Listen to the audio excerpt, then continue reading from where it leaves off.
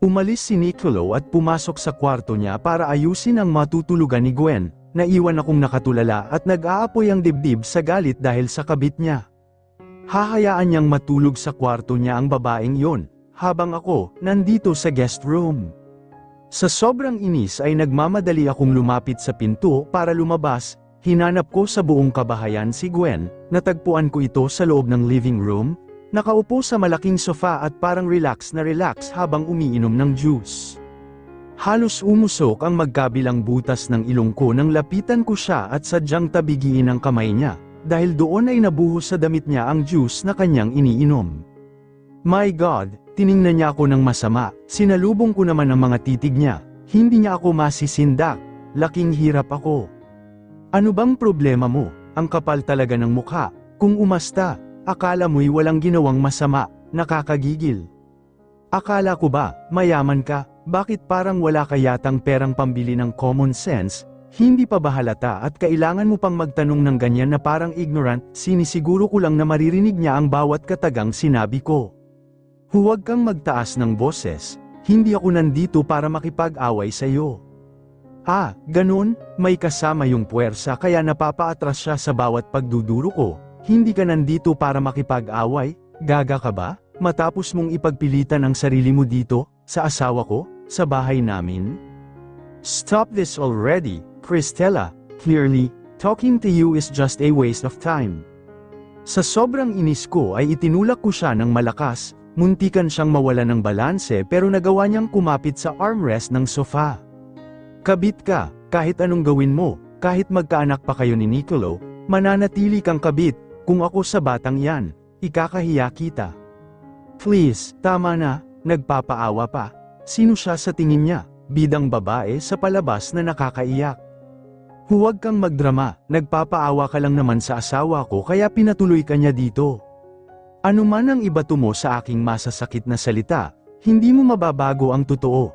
Ako ang mahal ni Nicolo, Cristela, may pinagsamahan kami na kahit kailan, hinding-hindi mo mapapalitan o mapapantayan. Kahit kasal ka pa sa kanya, ako pa rin at ako lang ang babaeng mamahalin niya. Hindi mababago ng kapirasong papel ang katotohanan yun, lalo na ngayon, magkakaanak na kami. Sa labis na galit, umangat ang kamay ko sa ere at nakahanda na siyang sampalin, pero matapang siyang lumapit sa akin. Sige, ituloy mo, ipakita mo kung gaano ka talaga ka-cheap, patunayan mo sa akin na kahit asawa ka na ni Nicolo, asal kalye ka pa rin. Wala kang karapatang pagsalitaan ako ng ganyan. At wala kang karapatan na saktan ako. In the first place, ikaw ang nang-agaw, ikaw ang masamang babae sa ating dalawa, ikaw ang walang delikadesa. Pinahid niya ang mga luha niya at taas ang noong tinalikuran ako, nang maiwan akong mag-isa, kung mawala ang mahihinang hikbi mula sa mga labi ko. Hindi ko nakayanan at bumigay ang mga tuhod ko kaya bumagsak ako sa sahig, umiiyak. Nanliliit ako sa sarili ko dahil alam kong totoo ang lahat ng mga sinabi ni Gwen. Kumpara sa kanya, ano nga bang maipagmamalaki ko? Hindi ako nakapagtapos ng pag-aaral, wala rin akong yaman na maipagmamalaki, at higit sa lahat, hindi ako ang mahal ni Nicolo, pinilit ko lang siya, pinikot. Nicolo, natigilan ako nang marinig ang boses ni Gwen sa labas. Mula sa loob, nakita ko ang pagbaba ni Nicolo sa hagdan. Gwen, what's the matter? Masakit na naman ba ang tiyan mo? Yeah, I don't know why, lalong sumasakit sa paglipas ng oras. Iniinom ko naman ang mga gamot na bigay ng doktor. You're stressed. Bawal sa iyo ang mapagod at mag-alala. I told you to not think about anything else. Just focus on getting better, okay? For the baby.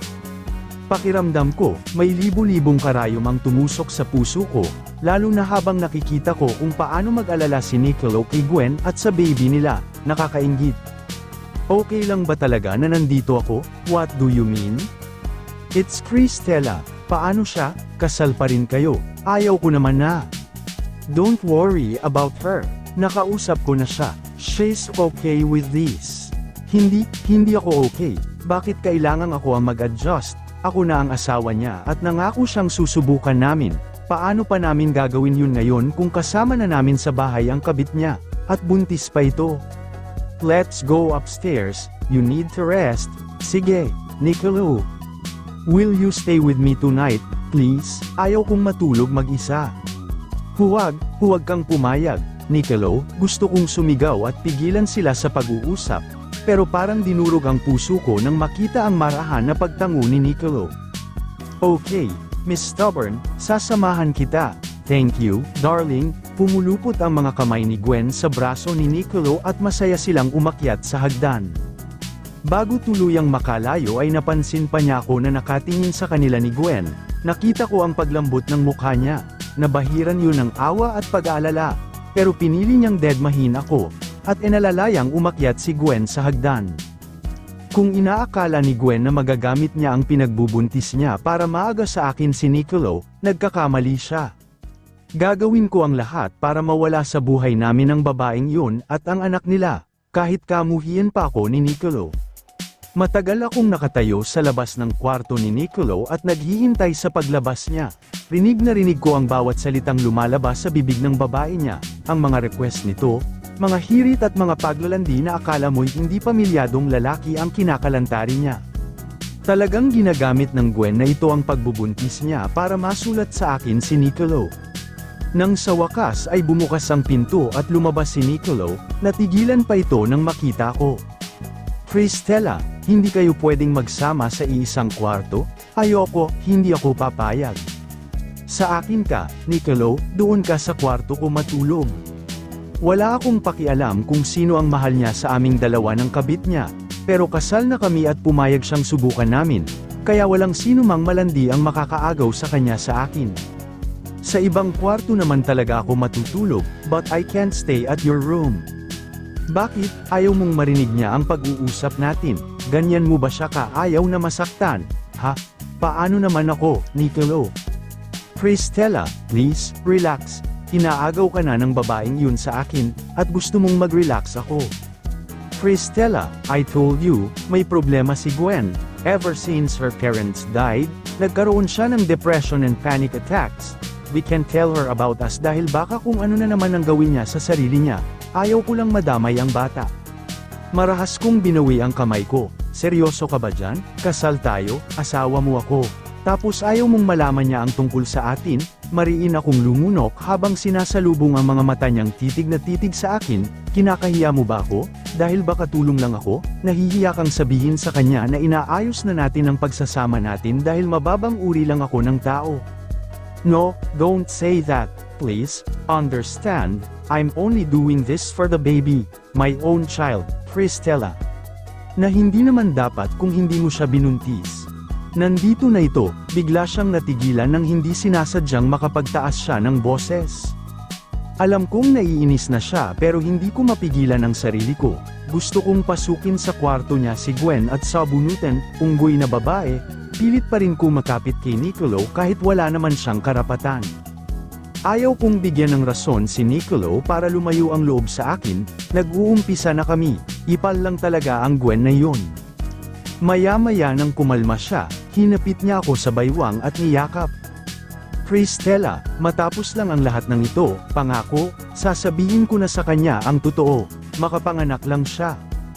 Ang sarap pakinggan ng mga pangako niya. Pero hindi ako pinanganak kahapon. Ayoko, matagal ang 9 na buwan, paano ako makakasiguro na sa loob ng mga panahon na iyon, hindi siya tuluyang ahasin ng kabit niya, baka sa halip na pagsasama namin ng maayos, silang dalawa ang magkaayos. I have an out-of-town business trip, ano ngayon? Pwede kitang isama, hindi ko napigilan ang mapangiti rin, parang vacation. We could stay there for 3 days, 3 days lang. Gusto ko siyang makasama ng mas matagal. I need to take care of the company, you know that.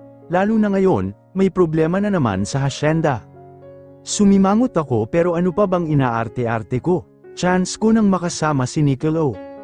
Sige na nga, pero sa ibang kwarto ka matutulog, ha? At bawal kang lumapit sa kanya, lalo na sa gabi. Okay, I'll sleep in the guest room, Nicolo. Natigilan kami sa pag-uusap at napalingon sa pinanggalingan ng boses, syempre, si Gwen na naman. Nag-uusap lang kami, are you okay? You look pale. Binangungot ako, pwede mo ba akong samahan? I can't sleep. Ang kapal talaga ng mukha, sa harap ko pa, hihingin niyang samahan siya ng asawa ko sa mismong harap ko. Sure, I'll stay with you until you fall asleep. Like before, yeah, just like before. Madaling araw na akong nakatulog kaya late na rin akong nagising. Nakakainis, siguradong magkasama na sina Nicolo at Gwen. Oh, gising ka na pala. Halika, join us, Cristela, let's eat. Hindi na, kayo na lang. Mukhang nakakaistorbo ako. Cristela, paalis na ako nang tawagin ni Nicolo ang pangalan ko. Narinig ko rin ang mga yabag na papalapit sa akin. Cristela, don't skip breakfast. Hindi mabuti sa kalusugan iyan. Halika na, Gwen cooked all this food. Kaya nga ayaw ko, akala mo kung sino itong inosenteng nakatingin sa amin, mapagkunwari, niluto niya ang mga yan para sa iyo. Nakakahiya naman kung makikikain ako. Cristela, I thought we talked about this already. Oh, bakit? Wala naman akong ginagawa. Masama bang tumanggi? Isa pa, aalis ako. Saan ka pupunta? Hindi mo na kailangang malaman. Cristela, where are you going? Ihahatid na kita. Kukunin ko lang ang susi ng kotse. Huwag na, kaya ko naman mag-isa. Alam mo ba kung paano pupunta sa pupuntahan mo? Malaki ang Manila, Cristela, baka. Kaya ko ang sarili ko. Isa pa, huwag mong iwan ang babaeng yan. Baka ma-depress na naman. Matapos noon ay agad na akong umalis. Sinadya kong lakasan ang boses ko para malaman ni Gwen na alam ko ang ginagawa niya. Nagde-depressen para makakuha ng simpatsya kay Nicolo, may sayad kamo siya. Are you sure you'll be okay here? Hintayin mo na lang ang kinuha kong katulong, she'll be here in an hour. Ano ka ba? Hindi na ako bata, I can handle myself. Pareho kayo ng sinabi ni Cristela, at saan ba siya pupunta? She can't even tell me where she's going. May bibilhin ba siya? O may kikitain? Hindi naman siguro lalaki. Nicolo, kanina ka pa tulala dyan. Is everything okay? Ha? Yeah. May iniisip lang ako about the family's business. Anyway, I need to go. I was about to leave when she held my hand and gave me a quick kiss on the lips. Sandali akong natigilan bago lumingon sa malaking gate sa harap namin. Naisip kong baka biglang dumating si Cristela at makita ang ginawa ni Gwen. Pagpasok ko sa opisina, natigilan ako nang makita kung sino ang taong naghihintay sa akin sa loob. Nicolo Villarica. I was stunned to speak for a second. Matagal kong tinitigan ang nakangising mukha ng lalaking nakatayo ngayon sa harap ko, Rodel. Glad you still remember me, I'm back. Rodel is one of the guys, he's part of us. Pero mula nang magkaroon nito ng problema sa marriage niya, hindi na namin ito nakakausap. Nabalitaan na lang namin na nasa Europe na ito. I heard you got married. Tumangu-tango ako. Yeah, it was recently. It's not Gwen, isn't it? No, it's not her. Nag-usap kami sandali at nagkakwentuhan tungkol sa personal na buhay. Nasabi ko rito ang nangyari sa kapatid kong si Gerald at ang tungkol sa amin ni Cristela. Naikwento rin ito ang mga nangyari matapos niyang malaman na may kalaguyo ang asawa niya. Rodel almost killed his wife, pero dahil sa pagmamahal niya rito, pinili niyang lumayo, but the nerve of that woman to demand half of his wealth just because they got married, that's the reason why he's back. At may sinabi pa ito, bagay na ikinabigla ko, he knows about Gerald, about him being alive. After how many hours of working, I decided to cancel everything and went home at noontime. Hindi rin naman ako makakapagtrabaho ng maayos dahil sa mga nalaman mula kay Rodel. Idagdag pa si Cristela na nagpapagulo rin sa isip ko. Nicolo, darling, you're home. Bumungad sa akin ang maaliwalas na mukha ni Gwen nang makapasok ako ng bahay. Usually, lagi akong sinasalubong ni Cristela sa pagdating ko. Marinig lang niya ang ingay ng aking sasakyan. Kumakaripas na siya ng takbo papunta sa akin, but why is she not here? Why are you home so early? Dito ka ba magla-lunch? Tumingin ako sa nakangiting mukha ni Gwen. I told my secretary na half-day ako ngayon. Really? Because of me? I told you, I'm fine, pero okay na rin na nandito ka. The lunch is almost ready. Sabay tayong kumain? Hindi ko na nabigyan ng pansin ang mga sinabi niya dahil sa kakaisip kung nakauwi na ba o hindi si Cristela. Hindi kaya naglayas na yun. Nicolo, hindi pa ba bumabalik si Cristela? Hindi ko alam, bakit mo siya hinahanap? Nicolo, pwede ba kitang tanungin? Yeah, sure, what is it? Come on, say it, you know you can ask me anything. Bakit hindi mo na ako pinuntahan nun? Akala ko ba, lalayo muna tayo at mananatili sa ibang bansa, ni hindi mo sinasagot ang mga tawag ko, you didn't even texted me. Matagal akong nawala ng imik sa mga narinig, nag-isip ako kung dapat ko bang sabihin sa kanya ang totoo, na inaayos na namin ni Cristela ang pagsasama namin, but she'll definitely break down, ayaw kong mangyari yun. Gwen, no, don't tell me, baka masaktan na naman ako. Gwen's parents were good people, sa mga panahong hirap na hirap ako sa pagpasan ng lahat dahil sa pagkamatay ng kuya niya. They were there to help me, kaya nang mawala sila ay nakapagbitiw ako ng pangakong aalagaan ko si Gwen. Ang pangakong yun ang dahilan kung bakit hindi na ako umuwi sa Hacienda Villarica, upang hindi na makita si Cristela at tuluyang makalimutan ang nararamdaman ko noon para dito. Wala namang namamagitan sa inyo, di ba? Sa inyo ni Cristela, mas kasal kayo. Pero hanggang doon lang yun, tama? Hanggang papel lang ang lahat. Aaminin kong maganda si Gwen, at kahit sinong lalaki, magugustuhan siya, but I can't seem to bring myself to love her in a romantic way. Paano ko ba aayusin ang gusot na ito? Knowing her, hindi maganda ang mangyayari oras na malaman niya ang totoo. Matapos mamatay noon ang mga magulang niya, ilang buwan siyang tulala lang, sa tuwing nagkakaproblema siya, hindi niya kinakaya, she's suicidal, kaya ingat na ingat kaming lahat sa kanya. Oo, magpapakasal pa rin tayo. Yes, that's all I have to say. Ang yungo sa bawat sinasabi niya, pero bago ko pa man may buka ang bibig ko, biglang dumating si Cristela. She was smiling from ear to ear when she approached us, but she's beautiful with those smile. Nicolo, oh, yeah, ano yun? Nagtataka man, nilahad ko ang palad ko para tanggapin ang ibinibigay nito. Bigla akong natigilan nang makita ang bagay na inilagay niya sa aking palad. Pregnancy test kit, with 2 red lines. Nicolo, nagdadalang tao ako, magkakaanak na tayo.